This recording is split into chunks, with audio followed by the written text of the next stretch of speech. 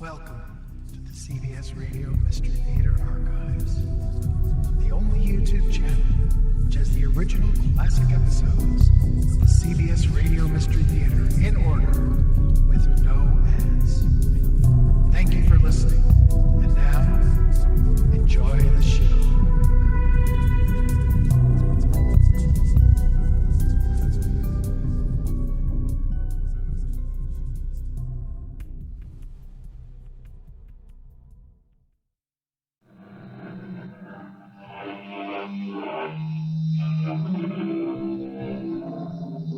Come in.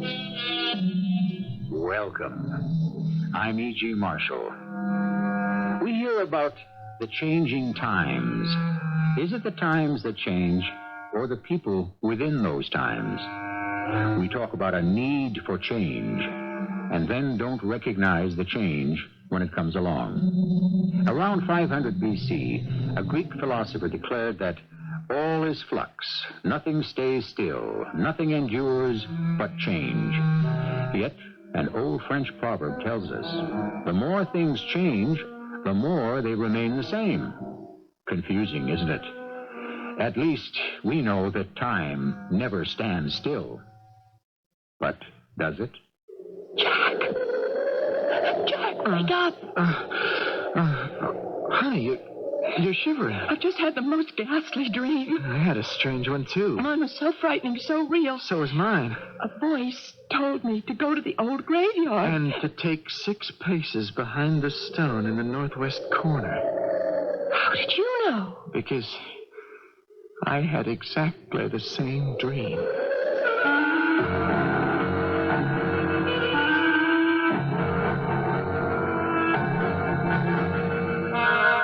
Mystery drama, Too Early, Too Late, was written especially for the Mystery Theater by Elizabeth Pennell and stars Russell Horton and Marian Seldes. I'll be back shortly with Act 1.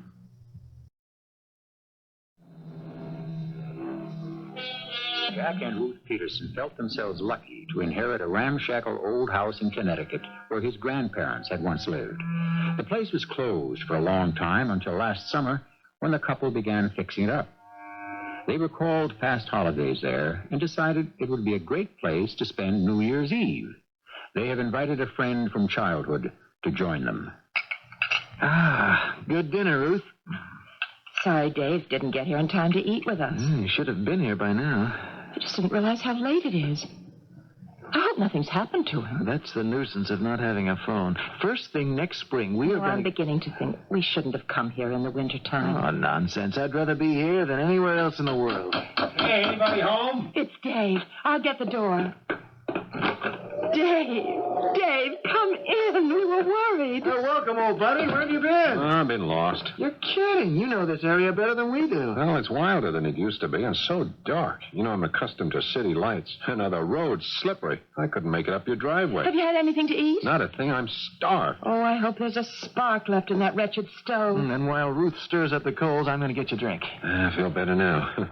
Back on those icy roads, your reunion in the woods sounded like a crazy idea. I had this sudden urge to go back to the old days. You remember, Dave, when we were kids, the 3 of us swore we'd be friends forever. Yeah, I remember how the 3 of us used to leave the other kids there and go off to the old graveyard. And just sit there quietly. I never did let on how scared I was. Of ghosts?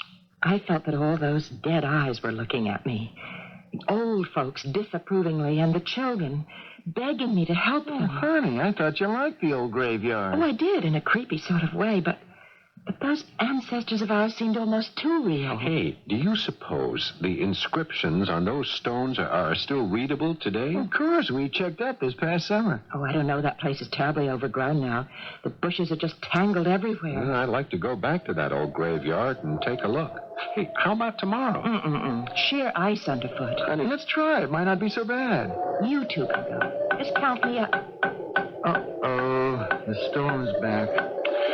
I should have fixed that broken shutter. This house is like a sieve when the wind blows. It just sends chills into every corner. Is it okay if I throw another log on the fire?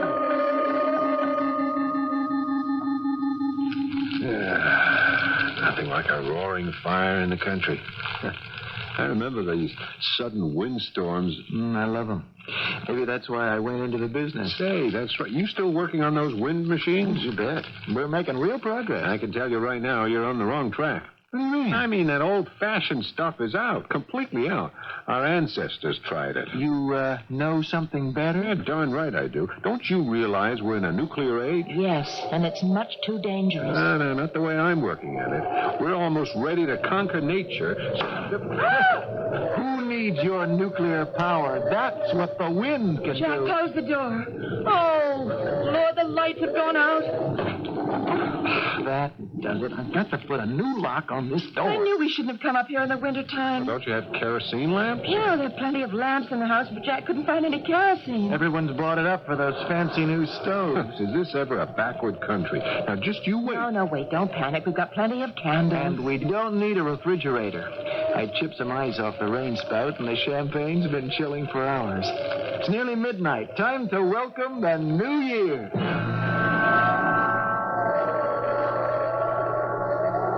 Here's to us, and to a wind that blows everyone good. Well, let's conquer that wind. Here's to nuclear energy. Oh, wait a minute, you guys. While we're drinking champagne, millions of people are starving. I drink to a better chance for survival for everyone. Yeah, that's what we all want. A happier new year.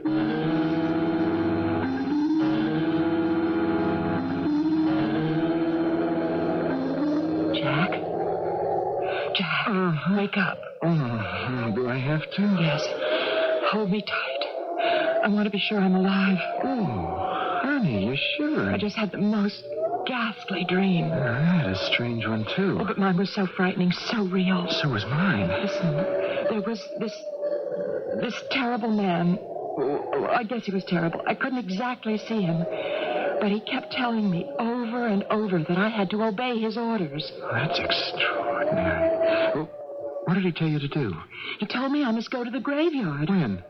At noon, today. I don't believe it. You don't have to believe in dreams, do you? Now listen, there's more. The voice told you to go exactly 6 paces behind the furthest gravestone in the northwest corner. How did you know? Because I had exactly the same dream. But that's impossible. Is it?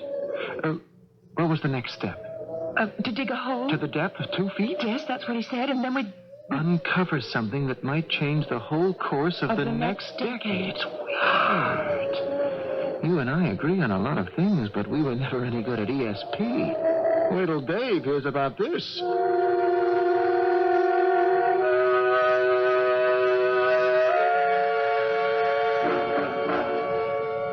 Breakfast will be ready in a minute, I hope. Oh.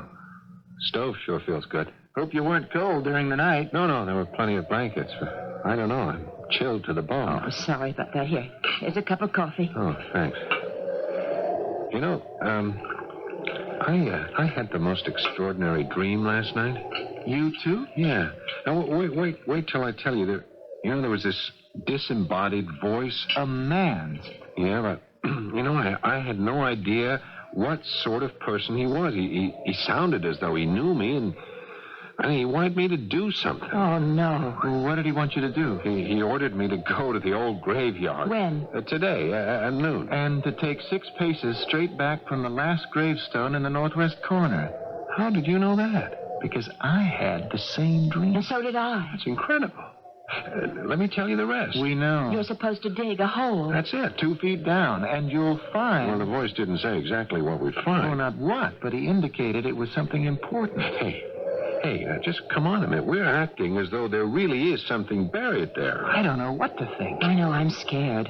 How could 3 people have the same dream if there wasn't something to it? It's simple. Last night we all had the old graveyard on our minds. But we were talking about a time years ago when we were just kids. Those were vivid memories.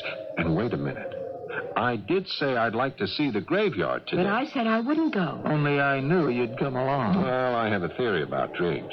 What is it? I believe that dreams take up where an interrupted thought left off. I don't follow you. Last evening, we were all thinking about going to the graveyard, right? And then the storm blew up and the lights went out. Yes, that's right. We each concentrated on the same thing. And then, boom. I mean, don't you see how logical it is? That's an analysis even Freud might approve of. Elementary. So, we just go ahead with our original plans. But I think since we're going to the graveyard, we might as well take along a couple of shovels. Just in case. Are you two really going to the graveyard? We're all going, Ruth, and just for kicks, we're going right at noon.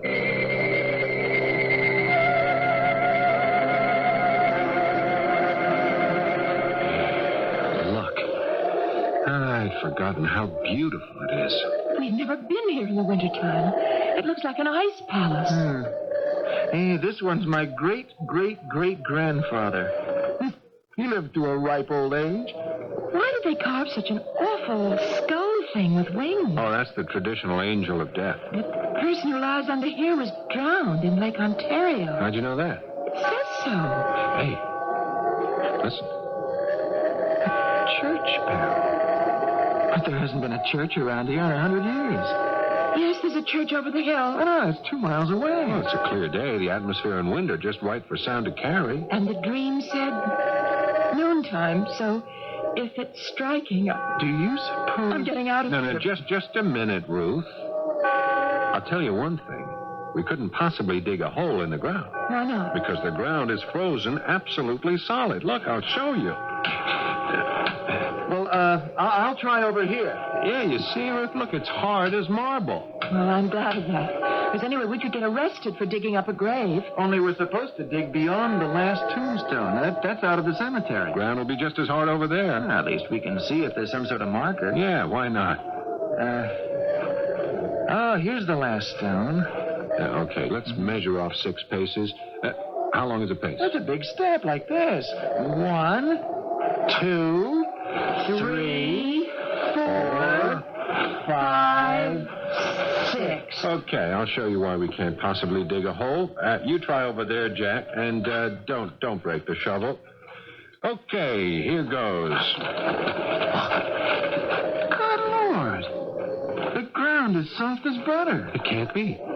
Just one step back and look. It's hard as a rock. Come over here and dig.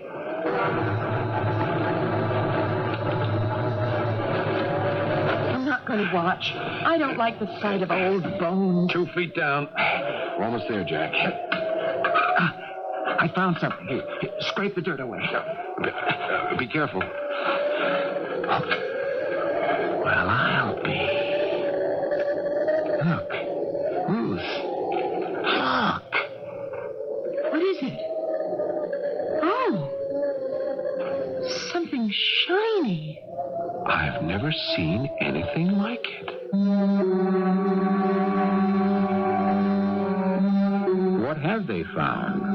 Something shiny, Ruth said. Can it be gold? Surely not treasure buried by Captain Kidd. Although there's at least one legend which claims that some of his loot was buried in the foothills of Connecticut. However, that's another story. Our 3 friends have made a surprising discovery, and the circumstances which surround their findings become more strange by the minute, as you'll learn presently in Act 2.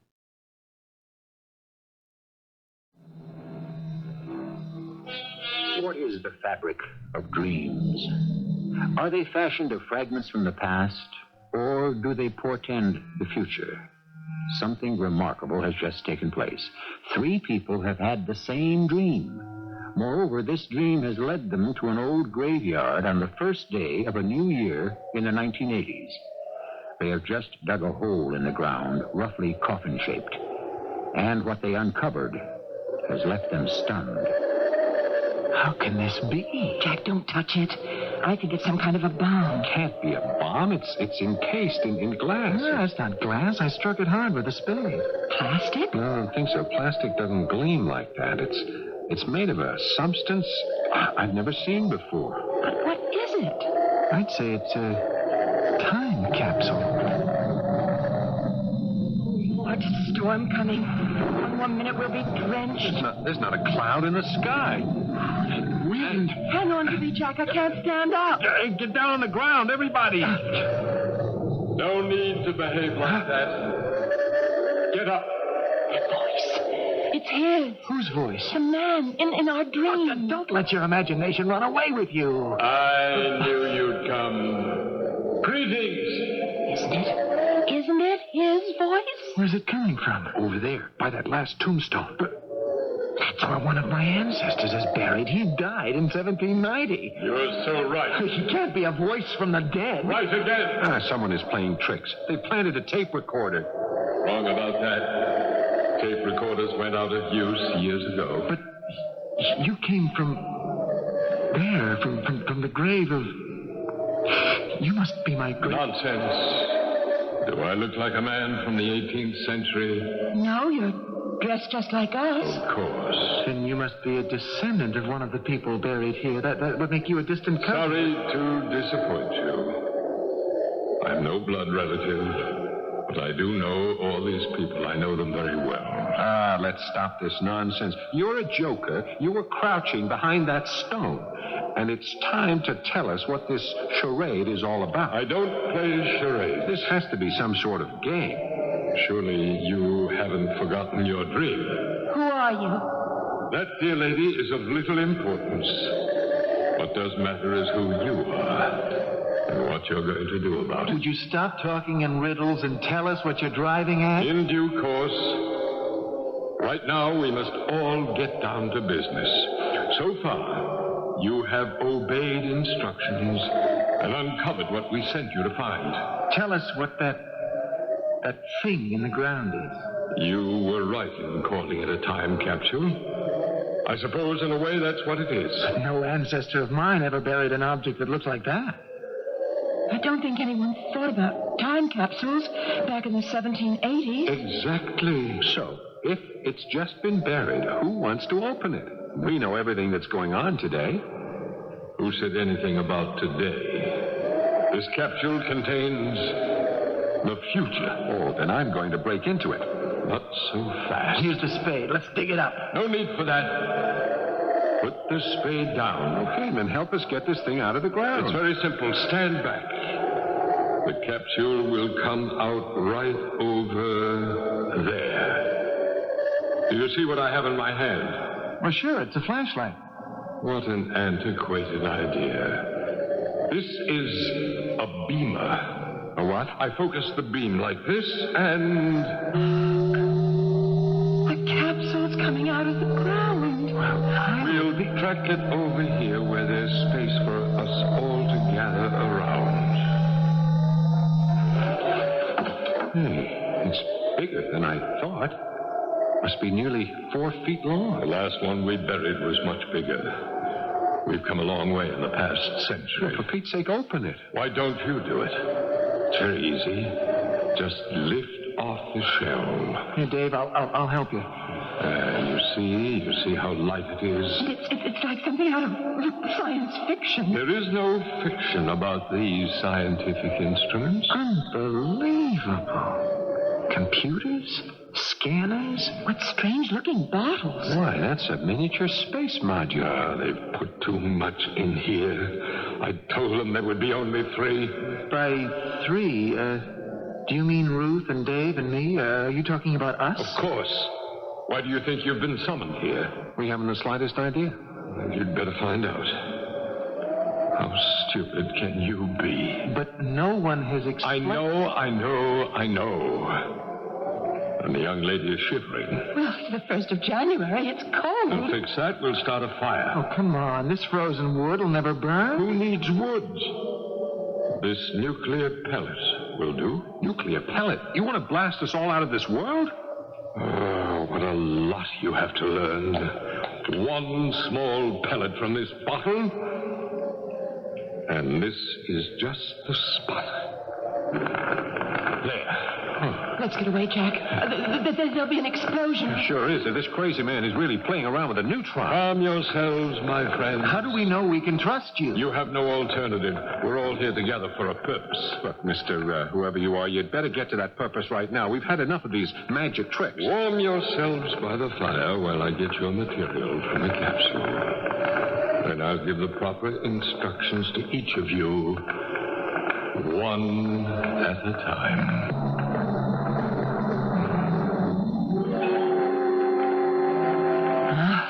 fire feels good. No, this is crazy. All of it. That man's insane. I mean, he will be dangerous. He may be a madman, but by golly, I want to know everything he has to say. And one of the... He's coming back. He's carrying something that looks like a big balloon. Your name is Jack, is that right? That's right. And you're the man who's working on energy sources through wind power? Well, I don't know how you know that, but it's true. Hang on to this inflated bag. It's filled with wind power. The bag's so light it can't be filled with anything but wind. Oh, no, you're quite wrong. It contains instruments which weigh at least 100 pounds. Well, how can that be? Pay attention. First, tell me who lies under this stone. That's the grave of my ancestor, Samuel Peterson. Did you know he was one of the first to build a windmill in this part of the country? Oh, that's very interesting. It could have been, but it wasn't. Why? Didn't it work? He tried, but all he ever got was a trickle of water. We offered to help him, but he was too busy to listen. Well, that was 2 centuries ago. If I could just show you what we're doing today... You can show me nothing. Open that bag. Well, these things couldn't have come from that lightweight bag. When will you learn how easy it is to carry heavy objects when they're floated in hydrogen? No, that can't be. The slightest friction and everything would go up in flames. I'd forgotten you've not yet figured how to make hydrogen decombustible. But no matter. I'll give Jack 1 minute to look over the contents of the bag. And there's everything here that I've been working on. Much more. There's a computer, of course I have one of those. Not like this one. All these other things. How wonderful. A rotor, the new vertical blades, an electronic driving shaft. All in miniature. I've never seen such perfect scale models. Those are not scale models. Of course they are. Your cumbersome equipment is out of date. That small piece of machinery in your hand can power turbines to light a city or to move a 747. I don't believe You will when you learn how. But it's time to open the next bag. I'll get it. He's mad, you know. That stuff is a bunch of junk. But how can I tell without testing it? Your name is Ruth. Yes, I know nothing about machinery. You are concerned that some people don't have enough to eat, right? You have no idea how many people are dying of starvation. Open the bag. It's filled with bottles and seed packets and chemical retorts. Enough there to feed the world many times over. You're joking. Those seeds can be treated to germinate within minutes rather than weeks. Oh, how wonderful if that were to be true. And then what are these pills? Each one contains more nutrients than a full-course meal. Then why haven't we heard about them? I try to keep up with all the literature. That's why I'm here, to help you. With a bag full of seed and pills? How do I know these things aren't poison? Is there no trust left in the world? You're a woman with a brain. Use it. The formula is there. Find out for yourself. He's gone for the 3rd bag. This one has to be for you. And your name is David. You consider yourself an expert on nuclear power. On certain aspects of it, yeah. Well, that's the whole point, those aspects. Open the bag. Another bag of tricks. You know, I'm not interested in the scale model of a reactor. Our problem is getting rid of hazardous wastes. We're on the right track. You're darn right we are. We are reprocessing uranium and plutonium, leaving no more than 10% radiation. That's too much. I suppose you know how to get rid of it. Read the instructions and you'll find the way to end all thermal pollution. That'll be the day. It will, if you want it to be. Oh, the fire's going out. It's getting so dark. I think there's going to be a snowstorm. Only a passing cloud, but I must be on my way. I'll inflate the bag so you can carry your precious materials home. You mean we can keep these things? Only if you make proper use of them. Well, come with us, then. There are a lot of questions I want to ask. Oh, no. No, you're on your own. If you three are doing more for humanity than the people buried under these stones, then prove it. Well, what do you expect us to do? You will use the information I have given you to help solve the problems of a troubled world. That's a big order. We don't expect it to happen overnight, so you will have 1 month in which to make progress. Who's calling the shots? That's out of your hands and mine. But I'll meet you here 1 month from today at noon on February 1st to find out how you're doing. Good luck.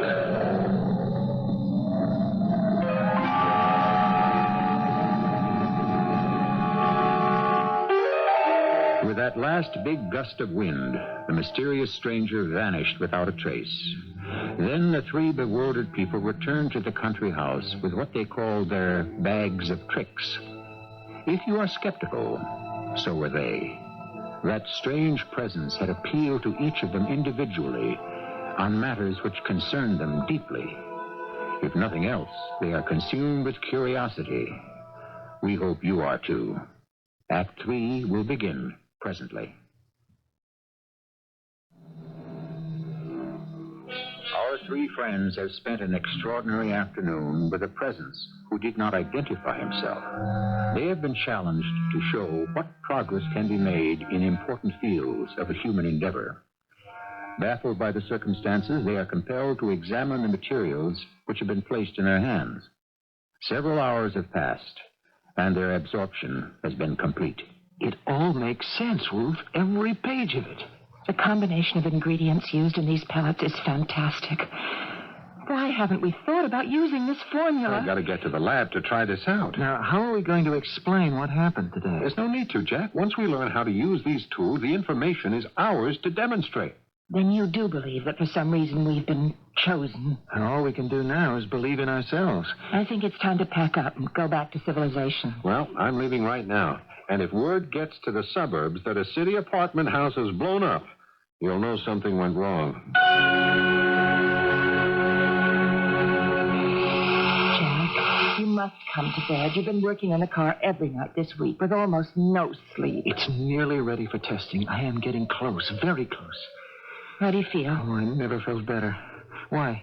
I just feel guilty about not cooking dinner. Well, there's time for dinner with so much to do. Yes, but we can't use up the food pills until I learn how to make more. Yeah, that does it. Now, I'll just turn on the ignition. It works. By heaven, Ruth, it works. What's so unusual about starting the motor? How'd you like to drive this car without ever buying another drop of gasoline? Jack, come into my office. Glad you called me, sir. I have something very important to show you. Now, Jack, what's this I hear about you not attending the WPNA meeting? We're too busy, sir. And who do you think you're working for? I never believed so completely in wind power as I do right now. Now, let me show you my car. What the devil do I care about your car? Please, when you see it, you'll know what I've been working on all week. Well, you can drive me to the plant. 3 o'clock this afternoon.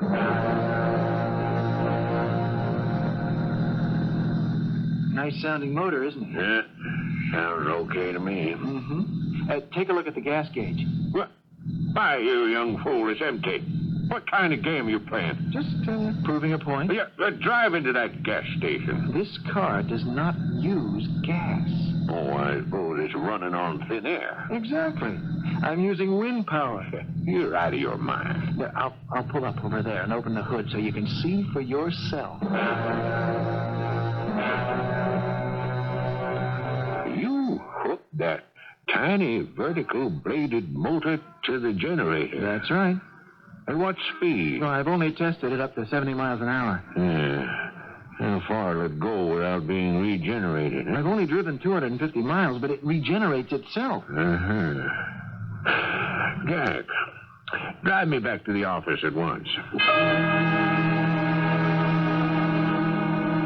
Jack, you must realize we have a tiger by the tail. Now, how many people know about this invention of yours? Well, you're the first one I've come to. Good. So until the details can be worked out, this must be kept an absolute secret. Oh.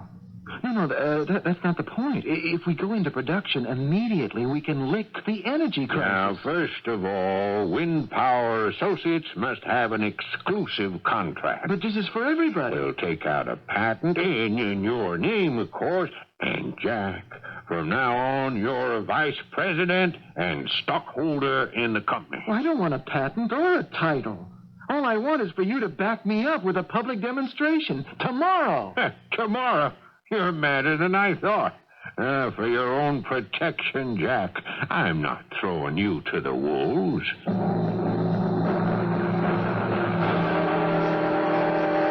Ruth Peterson, what's going on in here? Looks like a jungle. These seeds. There's just never been anything like them. Now, look, it's almost ready to be harvested. That whole side is wheat. And over here, it's rye. And the tub, that's full of rice. Well, how did all that stuff get in here? The storeroom was empty just a couple of days ago. That's why I called you. I've been given a formula with which I treated these seeds. And you pour some water in that bowl, and I'll just show you what happens. It'll be good. Now, I'll sprinkle some of these seeds in the bowl. Now, watch. Well, I'll be Well, you're opening up like those magic flower things we had as kids. They just start sprouting immediately. And when they're planted, well, there are the results. We can feed the world. Ruth, come into the conference room and make a report. Mr. Bascom, you say you've come up with something that limits radiation? Well, yes, sir. I'd like to show it to you. I'm a very busy man. Can't you sketch in the details? No, sir. It's all set up in the testing room. I thought you'd been given instructions that no more nuclear devices would... Sir, this experiment is different. It's like nothing you've ever seen. Is everything sealed? Yes, sir. Sealed tight. Put on your face mask. The light will be bright. Here goes. Now, you had your explosion, and according to the Geiger reading, there's a high radiation count. I installed a container which will open with the heat and pour its contents over the contaminated area. Watch, sir. Yeah, it's working. Right, George. The counter is stopped. Yes, sir. That means all contamination has been eliminated. David, if what you've just done can be proved, we must contact the Pentagon immediately.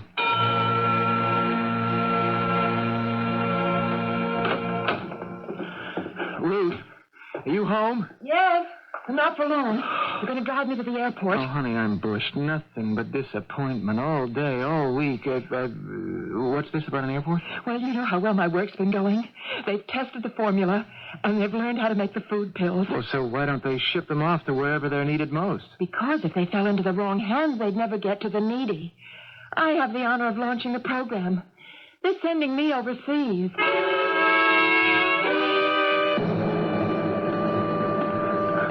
Pentagon. I'll never learn my way around this place. Just a minute, sir. Yes, Sign here. Look, ma'am, I've been here 5 times in the last couple of days. Sign here. I've signed in duplicate and triplicate. I've even been fingerprinted. But please, could you tell me which way to room 1405? Down the hall to the left, then turn right. Mr. Bascom, we are deeply impressed by the documentation on your experiment. Please, sir, would you untangle me from all this red tape so we can go to work on the disposal of hazardous waste? All in due time. You have given us what can be a clean bomb. Now, wait a minute. I want nothing to do with bombs. But if we had a missile which was truly clean, imagine the possibilities. My information must not be used for making weapons. I'm concerned with saving lives, not destruction. Look, I want those documents back.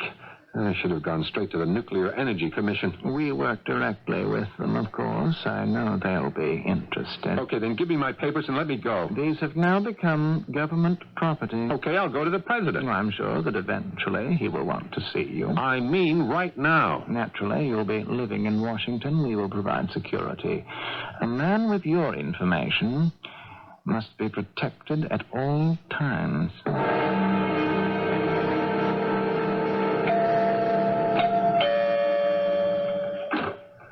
Oh, Dave, am I ever glad to see you. That goes for me, too, Jack. How you doing? Miserably. Before any damage is done, I must get to the president. How's it going with you? Rotten. They've drawn charts. I filled in forms. The auto industry won't talk to me till their big convention in April. I tried going straight to the press. They think I'm a nut. Yeah, I know what you've been going through. Excuse me. Hello? Hello? Who? Louder, please. This connection is terrible. Hello? Hello?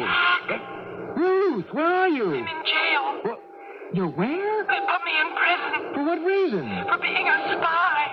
You're kidding. Darling, I'm only allowed one phone call. Please, do what you can to get me out of this place. I'm in the... Ruth! What's the matter with this line? What is that? Ruth's been thrown in jail. I have no idea where, and the phone's dead. Well, you know where we're supposed to be 3 days from now. Oh, we can't go without Ruth. Oh, we may have to.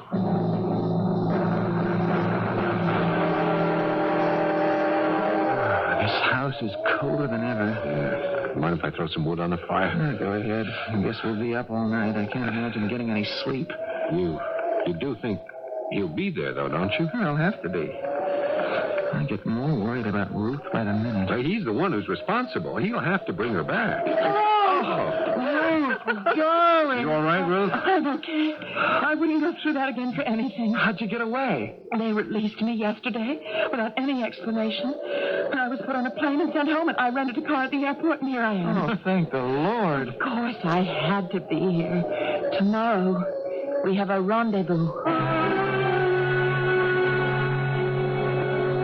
I'm sorry to get up so late. Good morning. I'm not sure that it is.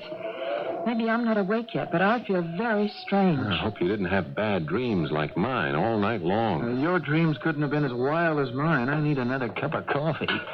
Well, fresh air ought to fix us up. Remember, we agreed to go to the old cemetery.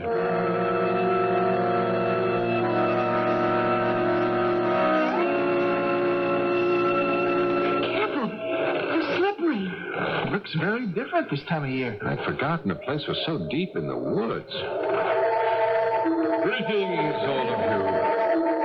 You're right on time. He's here. Of course he is. He said he would be, didn't he? You don't know what trouble you got us into. Oh, yes, I do. You threw me to the warlord. I was thrown into jail. I know. Don't bore me with details. You were given a remarkable opportunity, but not one of you got to first base. Well, it was all so frustrating. Life always is. And so are dreams. Well, how would you handle a situation where everything has to be checked and double-checked? I wouldn't stand for it. Well, you'd have to, unless you were a dictator. Your ancestors under this ground came here to be free. They acted for themselves, did things in their own way. And how many died young? You just read the dates on these gravestones. But irrelevant. Irrelevant that we've learned to prevent the diseases they died from? If you think it's progress to extend the span of human life, why are you working to wipe out your entire universe in one instant? That's not our intention. It's too early to pass judgment on what we can do in the future. Too late, I'd say. In view of the way you've already bungled things. Yeah, but now with the tools you've given us, we'll get things on the right track. You never had any tools. It was quite clear from the beginning that our experiment would be too much for you to handle. You brought us the capsule. I brought you a time capsule only. Often a very useful tool for stretching the mind. Well, then help us to use it. Oh, no. Now, that's up to you. Too early, too late. Anything's possible in the time machine. And right now, it's time to go back. He's gone. Yeah, I've had enough of this old graveyard. Let's get out of here. Race you down the hill. Not me. I feel very tired all of a sudden. I have a headache. I'll see you at the car.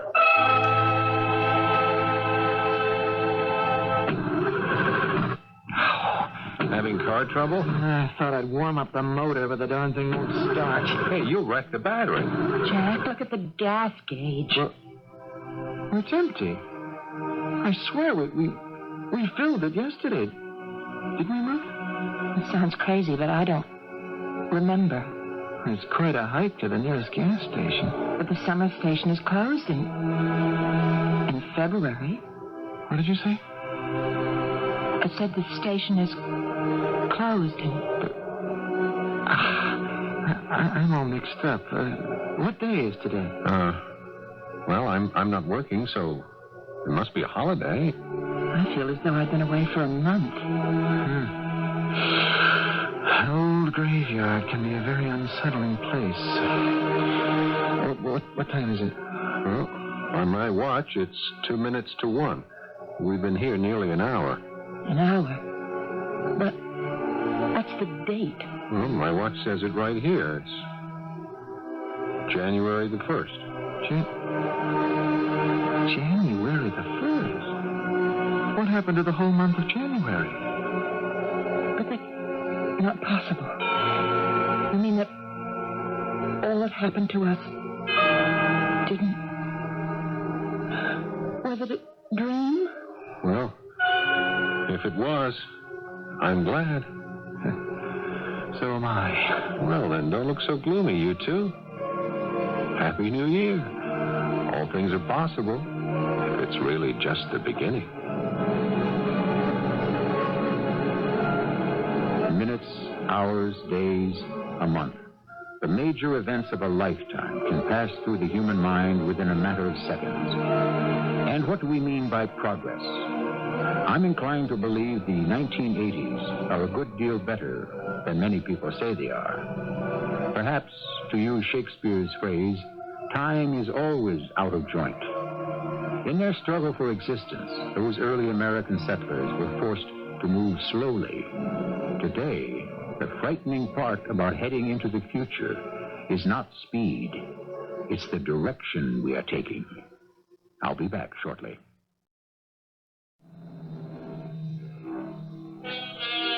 It's not unusual to come across a ghost in an old graveyard, but a ghost of the future? Our ghost, if that's what it was, offered some tantalizing possibilities. At least he indicated there are better things ahead. Author George Orwell painted a far gloomier picture, but we're so close to 1984 that some of Orwell's predictions can't possibly come true. Or can they? We are forced to revert to that well-worn cliche, only time will tell. Our cast included Russell Horton, Marian Seldes, Paul Hecht, and Arnold Moss. The entire production was under the direction of Hyman Brown.